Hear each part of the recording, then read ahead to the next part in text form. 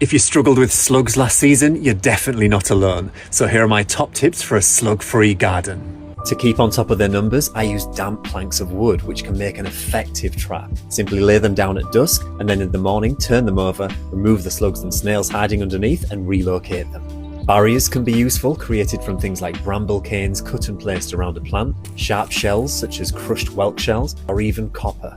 Reducing habitat is really important, and I do so by keeping the garden as tidy as I can, ensuring lawned areas and the garden are always cut, pathways maintained, and by removing any decaying lower leaves which are yellowing or touching the ground. I always grow around 20% more than I need, so I have spare plants just in case I lose any, and I transplant them as larger plants so they're more resilient and can weather a chomp from a slug. I water in a morning rather than an evening, focusing on the base of the plant rather than soaking the entire bed.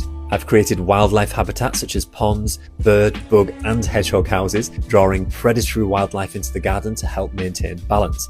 Biological controls such as slug nematodes can be another good option, particularly if neighbouring plots or gardens are affecting yours by poor management. Simply stir them into water, dilute them and water them onto your garden beds. And it's not my favourite job, but if need be, I'll go out on an evening and do a bit of slug picking when they're most active. But let's not forget that slugs and snails play vital roles within our ecosystems. So for guidance on how to create more balanced garden ecosystems, why not pick up a copy of my new book?